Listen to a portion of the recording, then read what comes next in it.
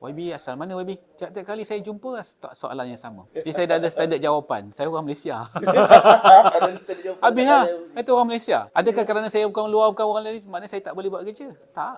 Tak apa. Tapi tuan-tuan besok nilailah saya kemudian. Sebab saya baru. Tak apa. Nilai. Masuk penggal kedua, Alhamdulillah. Okey. Okey baby, boleh cerita sikit tak macam mana YB rasakan dekat dalam MP Ledang ni, apa yang telah perubahan yang telah banyak YB bawa lah kat sini? Ya, saya dulu tak letak satu standard yang tinggi sangat. Dia kerana pertama kita baru. Saya sebagai orang baru, sebagai ahli wakil rakyat yang baru, maknanya kita kena faham dulu realiti di kawasan, kita kena faham realiti demografi, kemudian sejauh mana pembangunan ataupun isu-isu yang adalah di kawasan. Jadi berdasarkan kepada itu, saya tetapkan ada 5 sebenarnya perkara utama tonggak saya dah. Sejak daripada sebelum saya penggal kedua lagi saya letakkan ni, iaitu pertama pendidikan, yang kedua kesihatan, yang ketiga keselesaan hidup, dengan kata lain kebajikan, yang keempat ialah ekonomi, dan yang kelima ialah belia. Jadi 5 tonggak ini saya jadikan sebagai tonggak saya, bermakna dia sekaligus akan menanganilah isu-isu yang di kawasan. Contohnya kalau macam kesihatan. Dulu di Ledang ni kita ada satu hospital daerah Tangkak lah. Hospital daerah ni dia dah lebih daripada 100 tahun umur dia. Kau rumah dia kira bangunan lama, uzur, mungkin di emergency tu dia barulah. Tetapi quarters tu dah tak duduk dah. Maknanya condemn bagi saya. Jadi masa saya awal-awal jadi ahli parlimen, wakil rakyat, saya tanya tentang keadaan hospital. Apakah ada planning, rancangan untuk naik taraf supaya hospital ini menjadi hospital pakar. Saya letakkan itu sebagai antara mission saya lah untuk Ledang. Tapi saya dapati selepas saya dah menjadi wakil rakyat, dia sebenarnya dia tersepit daerah Tangkak ni di antara daerah Muar yang lebih besar yang sudah pun ada hospital pakar dengan daerah Segamat yang juga ada hospital pakar yang baru. Jadi untuk kita pula mohon supaya ada hospital pakar baru memang confirm tak boleh. Mustahil untuk dapat. Pertama sebab kos yang tinggi lah. Jadi saya fikir macam mana cara untuk saya masih lagi naik tarafkan hospital ni. So saya bincang, saya cari jalan kalau boleh kita buat hospital rehabilitasi dia panggil. Rehab macam di UKM, di Ceras ada kan? Hospital rehab ataupun di Melaka ada juga. Sebab suasana di Ledang tu ataupun di Tangkak tu sangat nyaman, selesa, di bawah dipanggil rimbunan Gunung Ledang, nyaman. Jadi maksud sesuai kalau kita buat hospital rehabilitasi. Tapi sekali lagi, maknanya tidak berapa berjaya, ada kejayaan sedikit tetapi kurang. Akhirnya saya bawa lagi dan sekarang ni dia jadi hospital kluster pakar. So bila kluster pakar, doktor-doktor pakar dari MUA akan datang ke hospital daerah, adakan klinik pakar-pakar mereka pada hari-hari tertentu. So okeylah sikit. Kalau tidak, untuk makluman Haziq lah, kebanyakan kes-kes di hospital daerah ini dia akan pindah ke hospital MUA. Dia akan pindah, dia akan bawa ambulans akan bawa pergi hospital MUA. Jadi di hospital daerah Tangkak ni macam hidup segan mati tak maulah. Yang ada dialisis, darah tinggi, cik manis, itu kes-kes yang macam tu. Bila kes yang kritikal, dia akan hantar ke hospital lain. So itu satu perkara yang saya perjuangkan. Alhamdulillah sekarang dah jadi hospital kluster pakar. Sekolah-sekolah ya, banyak juga yang uzur. Yang itu pun kita kerjasama dengan pihak PPD. Kita cuba laksanakan. Kemudian soal kebajikan. Kebajikan ni mana-mana kawasan pun serupalah bagi saya. Tapi yang penting ialah kita cari jalan untuk memudahkan mereka ni dapat skim-skim bantuan kebajikan. Yang itu Alhamdulillah saya rasa mungkin kalau nak check bolehlah kita semak di kawasan, dia orang tanya kenal tak YB, tahu tak YB tolong. InsyaAllah itu selesai juga bagi saya. Jadi itu secara kebajikan. Ekonomi kita di kawasan ni banyak sebenarnya ibu tunggal.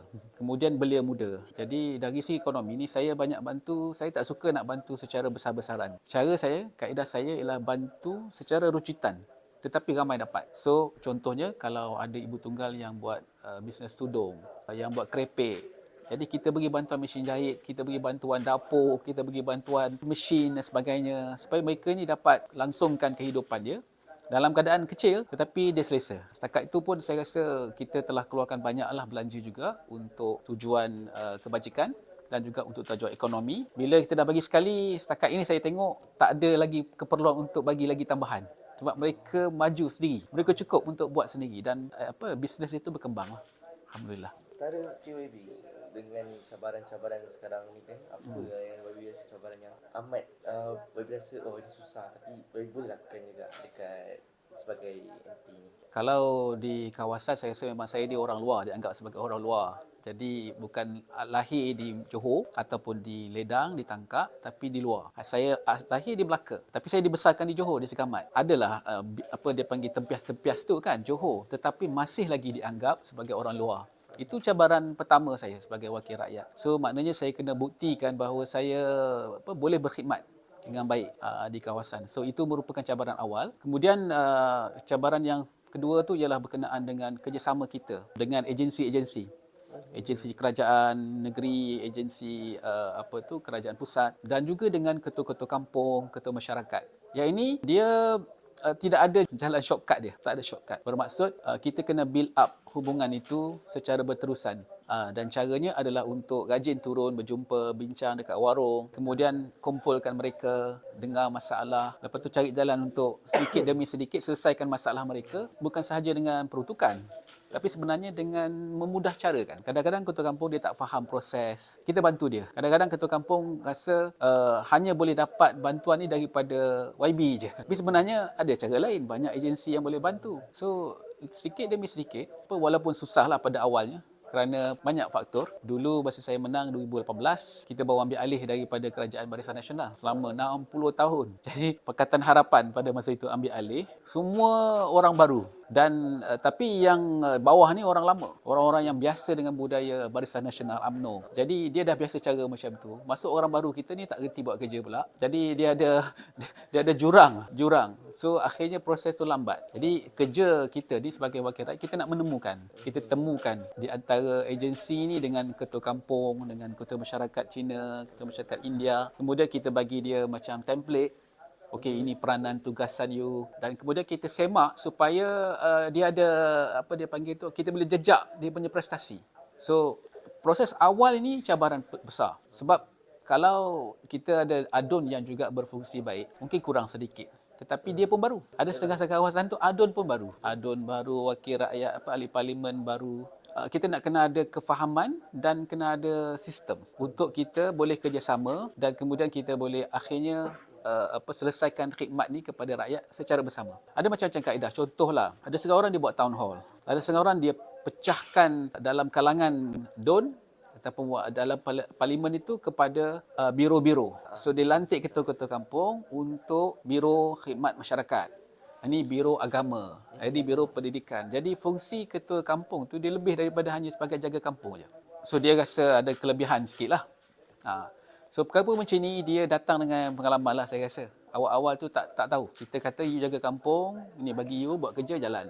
Tengok-tengok tak apa pun tak jalan. Dia kata tak ada duit, tak ada orang. So itu cabaran-cabaran awal, tapi akhirnya sekarang tambah baiklah, alhamdulillah. Okay, maybe kalau nak kata cabaran, YB dah cerita pasal cabaran-cabaran awal tu. Bagaimana pula dengan apa yang YB fokuskan dalam untuk rakyat di Ledang sini? Saya lebih banyak tumpu kepada pendidikan. Kalau tak silap saya, pada penggal yang lepas sahaja pun kita telah kerjasama dengan pejabat pendidikan daerah. Kita keluarkan peruntukan yang banyak sebenarnya. Dan untuk pendidikan ini, dia ada, saya boleh kata, dua je lah senang ceritanya, dua fokus utama. Pertama ialah berkenaan dengan prasarana dia, infrastruktur sekolah tu sendiri.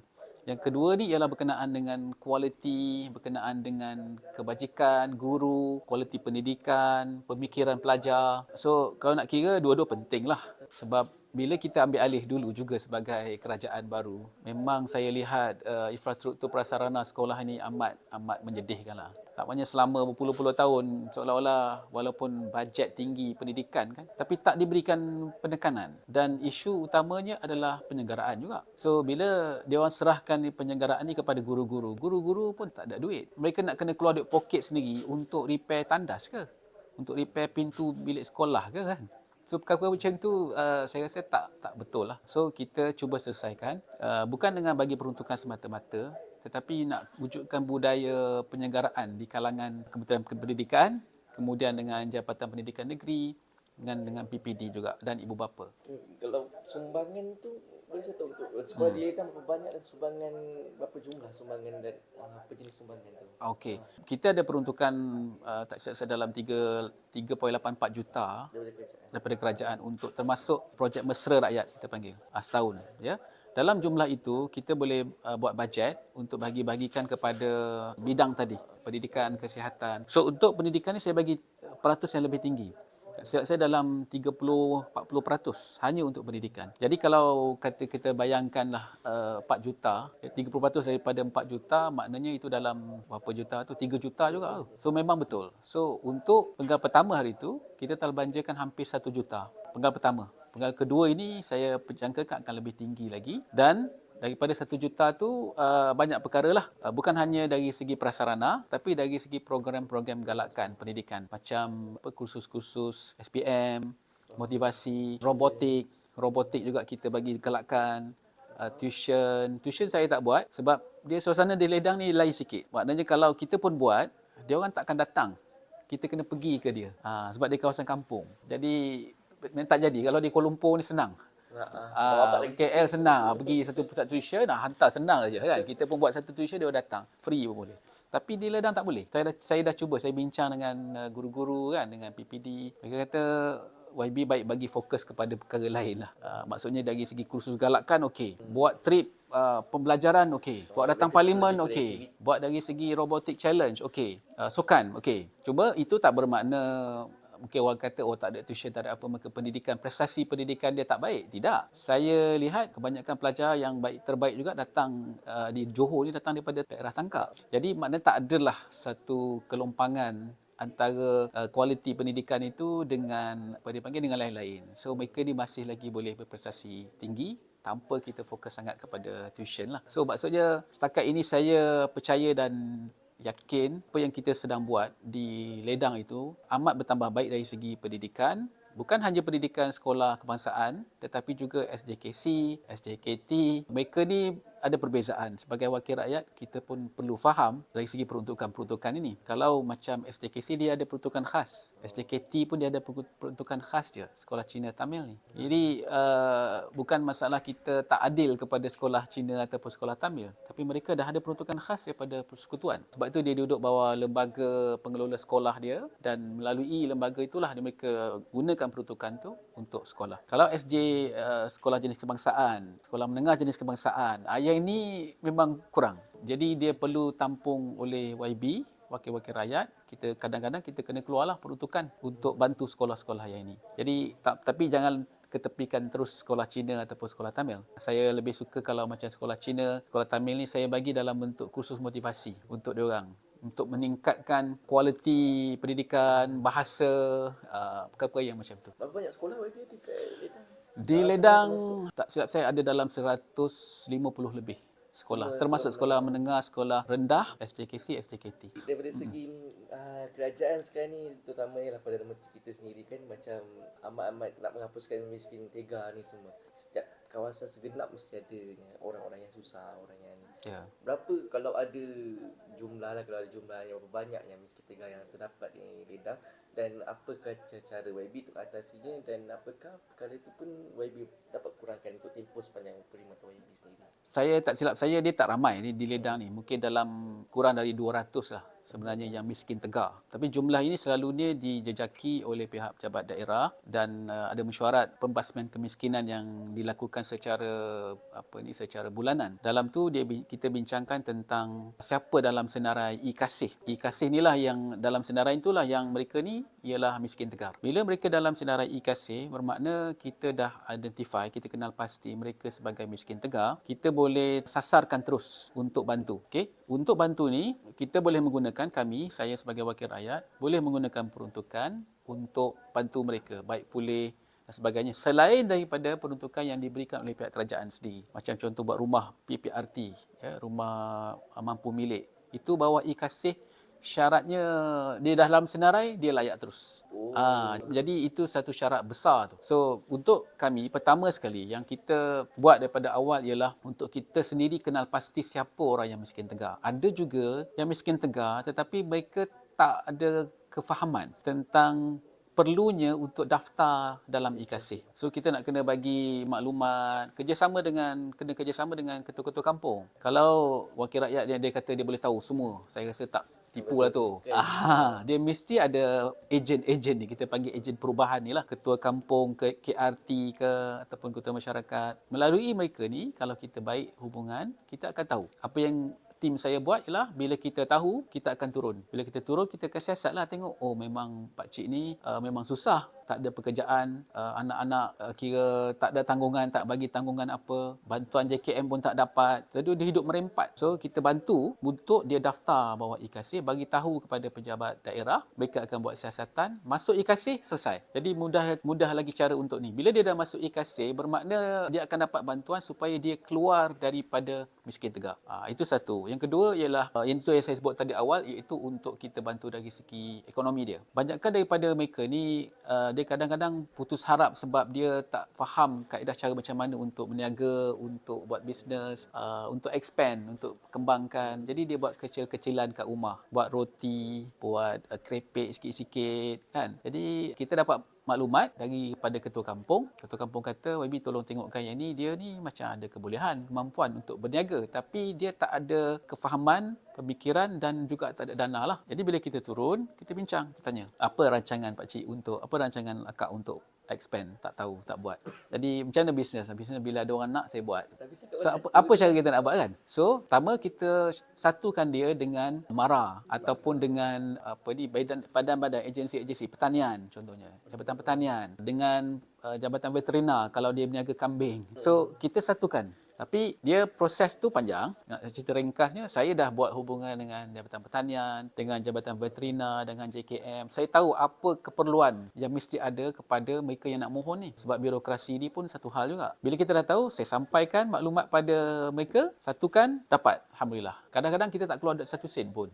Yang keluarkan tu Jabatan Pertanian bagi mesin, Jabatan Veterina bagi pagar, buat kandang. So dengan itu sendiri, mereka yang tadi ni dulu sebelum tu miskin, tak ada apa-apa bisnes, tak ada buat, berjaya Alhamdulillah. So dua cara ni saya tengok berkesan lah Alhamdulillah. Di Ledang ada berniaga kerepek kakak tu, saya tengok sekarang kita dah bagi dapur besar, 2 kuali, jadi maknanya dia dah mudah untuk proses. Kemudian dia ada mesin untuk buat masukkan dalam plastik, ya, vacuum dan sebagainya.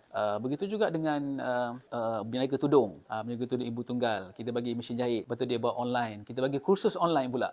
Kursus online tu secara upskilling, maksudnya dia boleh berjual secara menggunakan media sosial. So itu bantu. Jadi jangan sama sekali kita underestimate. Ini masalah kadang-kadang kita pergi kampung, kita ingat orang kampung tak reti kan. Sebenarnya kalau kita bagi dia peluang, dia lagi baik dan dia boleh kembang dengan hebat lagi daripada biasa orang bandar lah. Okay, baby. Contoh sekarang ni negara kita pula di label negara benua.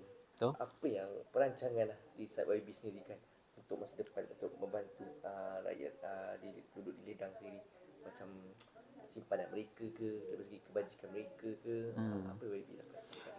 Dari segi orang golongan menua ni lah, dia sebenarnya ada skim-skim yang disediakan oleh pihak kerajaan. Contohnya skim air suri, air sara. Semua tu adalah sebenarnya sebagai simpanan masa tua, tetapi juga simpanan waktu ini yang boleh dibantu oleh YB, wakil-wakil rakyat ataupun oleh ahli keluarga untuk masukkan. Tetapi saya lihat perkara ni masih kurang lagi, dan sebagai saya sendiri terus terang pun saya rasa saya tak cukup lagi buat ya, untuk pastikan supaya golongan tua ya, mereka yang senior ni dapat perhatian dan kemudian boleh bersiaplah ya, untuk ke arah masa tua dia. Pada masa sama, tapi saya rasa kita kena ubah mindset dari segi golongan tua. Contohnya kan, mungkin orang kata oh dah tak boleh buat kerja, dah habis dah. So kita kena ubah mindset tu supaya mereka boleh buat kerja juga masih lagi. Dan kita akui bahawa sekarang sebenarnya umur life expectancy kita meningkat. Jangka hayat kita meningkat. Dulu kata 60, dah pencen dah, pergi jalan lah apa. Sekarang 60 aktif, politik kuat lagi ni. Saya 60. Umur 70 boleh lagi. So maksudnya, kenapa pada masa itu kita dah berhenti aktif, tak ada aktiviti. So iaitu sebab tu kita patutnya kita cuba aktivekan PAWARE ni, Pusat Aktiviti Warga Emas, yang ada di bawah Kementerian Wanita, Keluarga dan Masyarakat. Memang ada. Setiap DUN ada PAWARE. Cuma sekarang ni pawai ni masalah dia dikuasai oleh kumpulan tertentu kadang-kadang. Konsep dia sepatutnya dia empower warga emas. Jadi dalam dekat pusat aktiviti ni digunakan sebagai aktiviti untuk berjumpa. Kemudian ada aktiviti dalam tu dia boleh tingkatkan kemahiran macam mana nak guna internet, macam mana nak jual dalam media sosial, macam mana nak berjahit ke. So pusat itu adalah penting lah. Saya rasa ini inisiatif yang sudah pun dibuat lebih awal daripada ni. Jadi cuma tinggal lagi sejauh mana kita anggap pawai itu benar-benar boleh mengupayakan golongan veteran ni. Kalau kawasan saya sendiri, saya sudah pun beri komentar lah. Ada satu saja pawai, tapi pawai itu dia di kawasan kampung tu saja. Dia tak pergi merebak kepada kampung-kampung yang lain. So maksudnya dia dah jadi eksklusif lah. So kita nak kena cari jalan lah supaya ini boleh inklusifkan, dia lebih meluas. Yang kedua ialah kita kena tengok dari segi aktiviti-aktiviti yang boleh dimanfaatkan untuk golongan tua. Dan yang ketiga, kita nak kena rapatkanlah juga jurang di antara anak muda ni dengan yang veteran.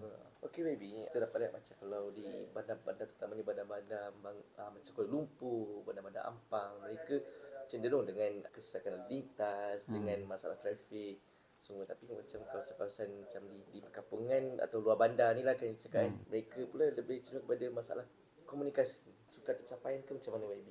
Yalah, betul. Macam kalau di bandar padat, tu pergi satu tempat boleh jumpa mungkin 5,000 orang. Betul, Contohnya Baby. macam rumah pangsa kan, betul. PPRT macam itulah. Projek Macam rumah ni semua. Jadi kalau macam di kawasan kampung, terutama kawasan saya lah Ledang, kita ada 73 kampung. So bila 73 kampung, kita ada bandar juga, bandar tangkap. Tapi 73 kampung ni kawasan terutamanya orang Melayu. Majoritinya orang Melayu. Jadi bila macam tu, kita nak sampaikan maklumat. Kita boleh buat program, kita boleh jemput, tapi berapa peratus saja yang hadir. Pengalaman saya setakat ni kurang berkesan lah. Kalau kita buat satu program peringkat daerah, kemudian kita buat majlis formal, itu kita panggil. Yang datang tu tak sampai 5% pun. Akhirnya yang tu adalah wakil-wakil. So sistem perwakilan ni dia okey. Kita boleh jemput 73 ketua kampung. 73 orang lah hadir. Tapi satu kampung, sekurang-kurangnya ada mungkin 500 keluarga, 500 orang lah kita kata.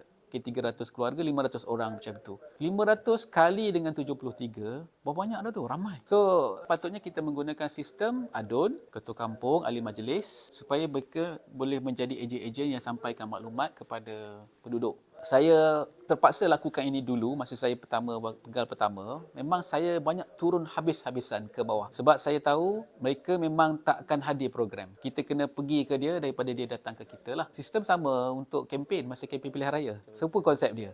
Kalau di wilayah di bandar kan, buat sekali datang ceramah, ramai lah. Kita kalau buat ceramah, datang 30 orang tu Alhamdulillah dah tu. Jadi, kita kena pergi ke kampung-kampung. So bayangkan kalau masa PKP tu memang zero, hampir-hampir sangat mencabar. Tapi kalau sekarang maknanya memang kita akan masa awal, pegal awal saya memang pergi ke kampung-kampung. Pergi ke kampung-kampung, jumpa, kalau dapat 1, 2, 3 kampung kumpul, Alhamdulillah. Kalau tak, kita akan pergi pula ke kampung yang tak mari ke tempat program kita tu. Kita buat. Tapi kita tak boleh macam ni berterusan. Berkesan, Alhamdulillah, betul. Tapi maknanya kita kena ada pasukan yang besar, kita kena rajin turun dan dia kena meluas. Maksudnya, kita tak boleh pergi katakan kita buat satu program ceramah ataupun program penerangan di pasar malam. Tak semua orang pergi pasar malam. Lepas tu kita tahu, tak apa, kita pergi masjid. Tak semua orang pergi masjid. Lalu pergi warung. So dia kena macam tu. Ini situasi bagi kampung. Situasi bagi kampung, dia kena begitu. Okey, apakah mereka ni tak ada sistem komunikasi lain? Ada. Tetapi untuk mendapatkan keyakinan dia tu, dia nak tengok muka batang hidung YB dulu. Jadi kalau pergi masjid, dia nampak. Kita pun update lah dalam Facebook, dalam WhatsApp, dia mula nampak, YB tak sampai lagi masjid saya lah. Saya nampak YB itu kat masjid sana. Okey, maksudnya dia tengah follow. Pergilah pula masjid dia. Pergi masjid dia, nanti masjid lain tanya pula. Tapi masjid ni akan cerita satu kampung. YB ni dah sampai kampung saya dah tahu sebenarnya. Masjid, dia datang hari tu. So, itu saya terpaksa lakukan pada masa awal. Tapi sekarang, dia dah bertambah baik, Alhamdulillah. Maksudnya mereka terima dah wakil-wakil saya. Tapi kita tak boleh ambil mudah lah kan. Maksudnya kita kena masih lagi tetap turun, tetapi sistem komunikasi itu lebih baik. Dan satu contoh yang mungkin boleh YB lain buat lah. Saya buat simple. WhatsApp ni masih lagi cara yang paling ampuh untuk dapat sampai paling rapat kepada rakyat. So, apa yang saya buat dengan kawan-kawan ialah kita buat 10 WhatsApp group. Satu WhatsApp group ada 500 orang sekarang. Ada 10 WhatsApp group. So, setiap-tiap WhatsApp group ni kita namakan dia Nadi Ledang. Nadi Ledang 1 ada sampai Nadi Ledang 10. Setiap kali kita ada mereka yang kita temu, jumpa kat warung ke, kita masuk ke dalam grup. Setiap kali kita bagi bantuan kebajikan, apa nombor telefon kan, kita masuk ke dalam grup. Dalam tu semua ada. Yang pernah terima bajikan, yang pernah tak terima apa-apa, tapi kita jumpa tepi jalan, kita masuk ke dalam grup. So dalam tu ada 501 grup, ada 10. Maksudnya berapa dah? So bila sekarang, saya kadang-kadang saya tak update dah. Dia orang update dalam grup tu, dia akan hantar gambar YB nampak dekat tepi jalan kat warung, dia hantar dalam grup tu. Jadi ini cara komunikasi yang paling berkesan apabila kita tak komunikasi kita punya aktiviti, orang lain yang tolong terangkan kepada yang lain. Daripada segi macam kat sini banyak JMB banyak dengan majlis-majlis ahli mesyuarat majlis semua yang membantu. Kalau kat YB pula macam mana pula dia begitu? Kita sangat kurang JMB, kita tak ada rumah pangsa, ada 1-2 sahajalah. Itu ada isu jugalah, isu strata tu ada juga. Ini masalah lebih kepada dengan ketua-ketua kampung lah kan YB punya penggerak sini. Ya, betul. Dia ada 2 lah, satu kampung, satu taman, dan satu lagi Masjid Surau. Okey, ni 3. Ni 3 ni jadi macam pot utama lah. Pot utama untuk kita dapat tarikan dan sokongan dan pengaruh ya. So kalau kita kata macam apa dia panggil tadi kampung kan. Kampung ni dia jawab bukan kepada kita, dia jawab kepada negeri. Dia tak tertakluk bawah wilayah bawah persekutuan. Pelantikan dia pun di bawah kerajaan negeri, iaitu pelantikan adalah Perdana Sultan. Jadi dia jawab kepada pejabat daerah. Kalau nak kira, saya wakil rakyat, ahli parlimen. Jauh sikit lah. Tapi kita tahu kalau kawasan kampung, 73 kampung, mereka ni penting untuk kita dekati. Apa cara kita nak dekati? Kita menggunakan kelebihan yang ada pada kita lah, iaitu peruntukan. Saya cakap terus terang. Tetapi tak salah sebab kita nak bagi tu memang kepada yang betul, perlu.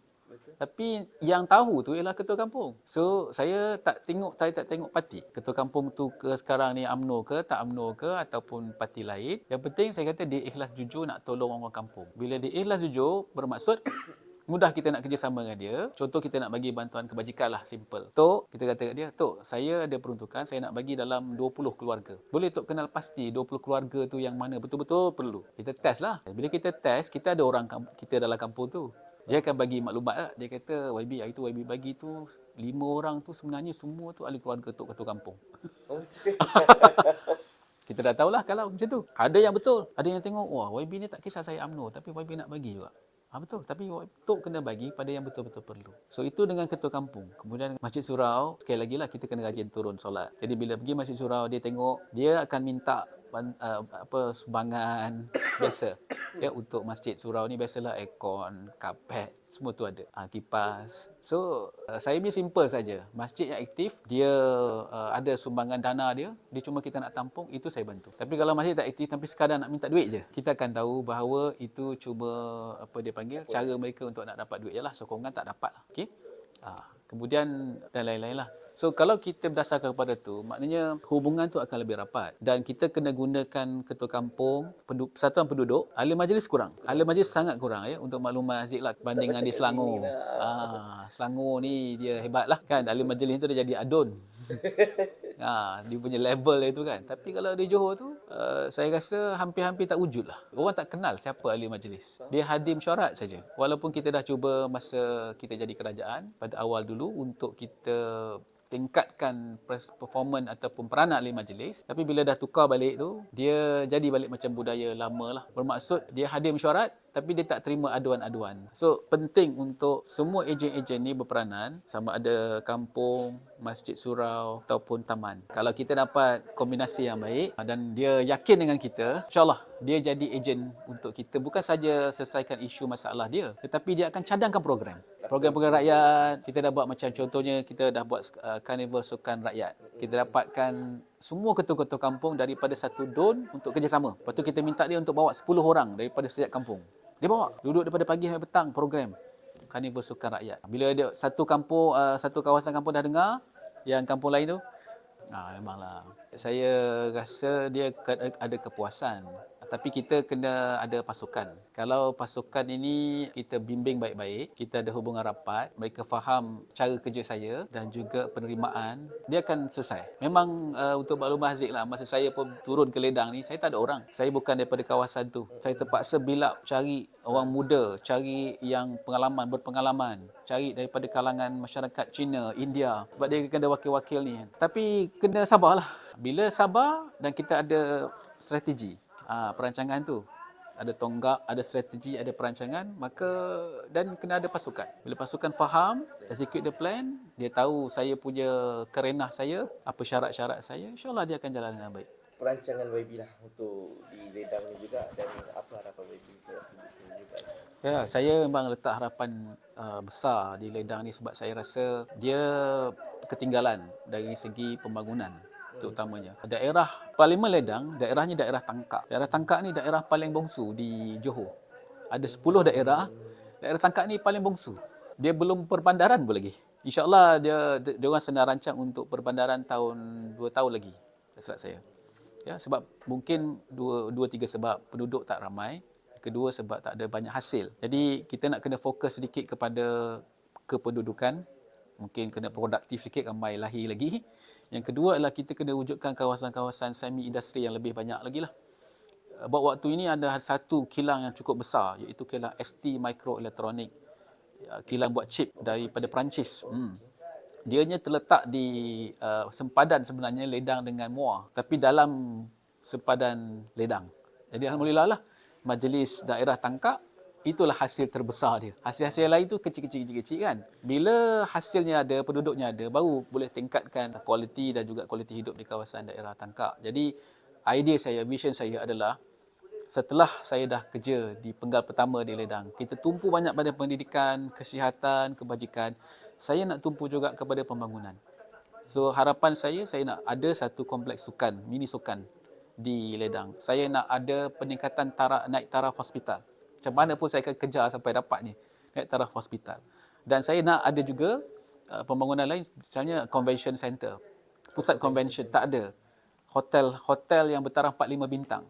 Kerana sebenarnya focal point juga ataupun pusat kepada Ledang ni adalah Gunung Ledang tu sendiri. Lepas tu kita kata Nadi Ledang, kita sebut pasal kaki gunung, kaki Ledang. Tapi bila orang datang ke gunung untuk pelancongan, mereka tak ada tempat untuk duduk, tinggal di hotel yang selesa. Mereka akan duduk di Melaka. Makan di Melaka, duduk di Melaka. Jadi sayanglah dari segi ekonomi Ledang. Sebab itu saya nak supaya mesti ada satu pusat convention, hotel yang boleh menyebabkan mereka berbelanja di kawasan Ledang tu sendiri, dan dia akan naik taraf. Ada kebimbangan sebab nanti ada bypass highway.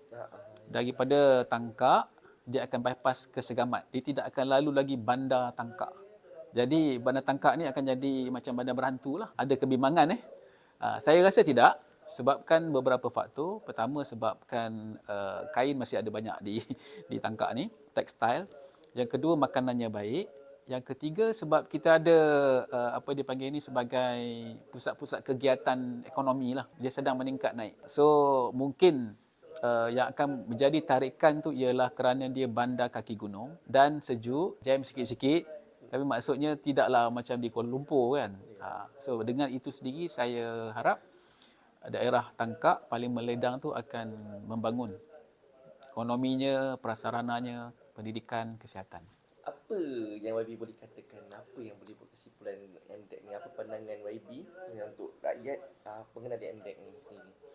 Okey, MDEC ni ialah Malaysia Digital Economy Corporation ataupun Perbadanan Ekonomi Digital Malaysia. Dulunya disebut sebagai MSC. MSC Multimedia Super Corridor. Ini hasil ilham Tun Dr. Mahathir dululah. Jadi bila dah berubah tu, dia sekarang lebih kepada memacu ekonomi digital di dalam negara. Itu bermakna apa sahaja urusan ekonomi dalam digital. Sama ada dari segi kilang, dari segi pendidikan, dari segi kesihatan, pelancongan, perdagangan, Islamic finance, perkhidmatan. Bezanya antara ekonomi biasa tu dengan ekonomi digital, kita menggunakan digital. Kita ada beberapa cabaran ataupun tanggungjawab di situlah sebagai MDEC. Yang pertama, kita kena pastikan supaya pengetahuan ada, kesedaran pengetahuan untuk ke arah digital. menerima guna digital. Yang kedua ialah kita kena sediakan platform, prasarana, infrastruktur supaya bila dah ada idea, dah ada ilham, dah ada pengetahuan, mereka boleh ada platform untuk gunakan. Kemudian yang ketiga, kita mesti ada pemikiran untuk luaskan lagi dari segi ekonomi itu, bukan saja ekonomi domestik tapi ekonomi antarabangsa. Kalau berdasarkan kepada kaedah ini, kita boleh memenuhi potensi yang ada pada ekonomi digital pada akan datang. Dari segi peratus KDNK. Ekonomi digital ni dia akan sampai hampir mungkin suku daripada KDNK negara. Kalau KDNK dalam, saya pun tak pasti berapa jumlah, katalah katakan 5 bilion contoh. Suku daripada 5 bilion tu datang daripada ekonomi digital. Setahun dua lagi itulah dia ekonomi digital. Sampai ada orang kata, orang tak sebut dah ekonomi digital, orang sebut itulah ekonomi. Sebab itu, sekarang pun kita boleh lihat. Orang dah jual melalui TikTok Shop, topi 24 jam dia duduk depan kamera, dia jual barangan baru. Saya, isteri saya pun tak habis-habis tengok dalam tu. Dapat diskaun kan, But itulah cara sekarang. Ya, new era. Dan dia boleh jual barangan dia. Maksudnya dia bukan dari segi kita cakap sahaja, tetapi dia mesti ada barangan, produk untuk dia jual. Tapi cara nak reach out tu tak memadai dengan buat kedai dah. Tak perlu pun kadang-kadang. Dengan kadar sewa kedai kena bayar, ambil staff lagi. Tapi dengan kemudahan teknologi digital, dia lebih mudah untuk dia berniaga dan buat bisnes. Dan yang kedua, kesan besarnya ialah peluang pekerjaan. Kalau dulu kita kata, saya tak boleh bekerja lah, tak ada pendidikan.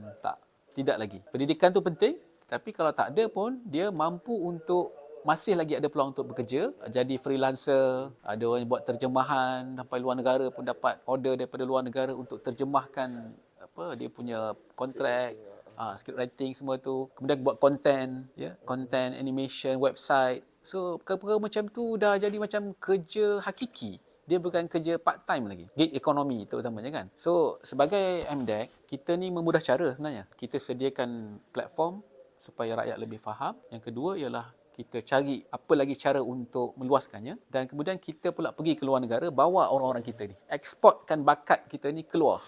Malah kita juga tarik pula daripada luar negara untuk melabur dalam negara kita. Contohnya mereka tahu mereka ada produk yang baik, konten, tapi mereka tak ada kaki di Malaysia. Mereka boleh datang, kita sediakan platform ataupun infrastrukturnya, kerjasama dengan content developer Malaysia ni, dan oleh kerana itu duit tu masuk Malaysia dan bayar dalam ringgit. Ni nak bantu nilai ringgit ni. Maksudnya ini satu plan yang penting lah bagi saya, dan MDEC kita kerjasama dengan semua agensi-agensi yang terlibat macam MCMC, Meranti dan agensi-agensi di bawah kementerian yang lain untuk kita akhirnya wujudkan satu ekosistem yang baik untuk yang startup, untuk yang nak naik lagi, dan malah sudah ada pun di Malaysia, dalam negara kita ni company yang berjaya sehingga keluar negara macam Kasem. Kasem tu lahir di Malaysia dan dia dah expand ke Singapura, ke Indonesia, besar di Indonesia dan ke tempat-tempat lain. Dia dah jadi dia panggil unicorn. Tapi itulah satu je lah. Kita nak lahirkan lebih banyak unicorn yang begini supaya maknanya dia satu bidang ekonomi baru dan menjadi rujukan juga kepada negara-negara luar. Apa yang YB rasa visi dan misi yang YB ingin jayakan MDEC kepada negara sendiri? Yalah, saya pertama kita nak kena wujudkan lebih banyak peluang pekerjaan. Visi saya adalah MDEC tu menjadi peneraju dan menjadi pembuka jalan lah untuk lebih banyak peniaga-peniaga, lebih banyak pembangun-pembangun ekonomi individu maupun kumpulan. Dan satu perkara yang saya rasa amat penting sebenarnya adalah untuk mewujudkan bakat. So, kalau kita nak wujudkan bakat ni bermakna kita nak kena masuk ke pendidikan, sekolah-sekolah, dari sekolah-sekolah. So, dalam hal ini MDEC juga bekerjasama dengan Kementerian Pendidikan, bekerjasama dengan sekolah-sekolah. Kita dapatkan pelajar-pelajar yang ada potensi untuk kembang dalam ekonomi digital, kita bimbing dan kemudian kita juga bagi galakan kepada mereka untuk bertanding dalam pertandingan-pertandingan di peringkat nasional, di peringkat antarabangsa. Iaitu MDEC buat. Yes. Kita panggil dia orang ni Digital Ninja. Dia bawa Digital Mind Maker, kemudian kita jadikan mereka ni Digital Ninja. Pada kawasan saya pun ada budak-budak yang dapat. Alhamdulillah. Seluruh negara. So, hasil daripada itu, maksudnya dia orang ni lah besok nanti yang akan mula melihat kaedah-kaedah baru untuk menjayakan ekonomi. Bukan saja pemikiran dia baik kan, dia ada pendidikan, tetapi dia dah fikir bagaimana untuk gunakan bakat dan juga ilmu yang ada tu untuk expand dari segi ekonomi dia. Saya memang optimis sangatlah bahawa MDEC ni boleh mainkan peranan yang besar untuk bantu ekonomi negara, terutama dalam waktu sekarang. YB rasa dia apakah penerimaan celik rakyat Malaysia terhadap ekonomi digital ni YB? Penerimaan tu agak ada sedikit jurang lagi sebab saya sekarang dalam MDEC, saya sedang menjuarai program-program jelajah saya digital. Kita namakan dia Saya Digital, mungkin ada rebranding nanti kemudian. Sebab ni daripada legasi lama ni. Jadi jelajah Saya Digital ni kita akan turun ke kawasan-kawasan bandar dan juga small, kawasan-kawasan bandar kecil, pekan-pekan, dan kita duduk di situ selama 1-2 hari dan kita promosi supaya rakyat kawasan situ boleh hadir, boleh terus praktik ekonomi digital. Maksudnya pertama dia akan dapat perkongsian berkenaan dengan skim-skim yang ada di bawah MDEC. E-rezeki lah, Glow lah, macam-macam lah. Maksudnya kita dah buat sekarang studio TikTok di tempat jelajah tu. So, you kalau ada your produk sekarang, you buat terus. Buat terus live, jual produk tu. Dan dia akan dibimbing untuk jual. For free. Tak ada charge. Ya? Begitu juga kalau dia nak daftar untuk e-rezeki. Dia kata dia ada bisnes, dia tak tahu macam mana nak buat. Kita akan bagi kursus secara percuma. Kursus secara online ataupun fizikal. So, ini lepas tu saya rasa yang penting tu perkongsian tu. Sebab bila kita jemput, datang ni, yang berkongsi ni adalah mereka yang telah berjaya. Selalu mereka akan kongsi semula dengan rakan-rakan. Dia kata, saya dulu pun mula macam awak-awak semua. Tapi saya ambil kursus. Bila saya ambil kursus, saya mula belajar. Bila saya mula belajar, saya dah expense. Sekarang saya berjaya. Dapat pendapatan 5,000, 7,000 sebulan. Ada yang berpuluh-puluh ribu sebulan. Niaga apa? Buat freelancing, terjemahan. Sahih ni. Saya tak tipu. Boleh datang cek. Jadi bila buat program jelajah Saya Digital ni, kita nak rapatkan jurang di antara celik digital tu dengan yang kurang celik. Termasuk untuk warga emas. Sebab akan datang, semua pakai ni. Handphone saja. Semua pakai handphone. Order, bayar bil. Jadi bayangkan orang-orang yang warga emas kan, dia nak kena pergi JPJ, pergi bayar JPJ.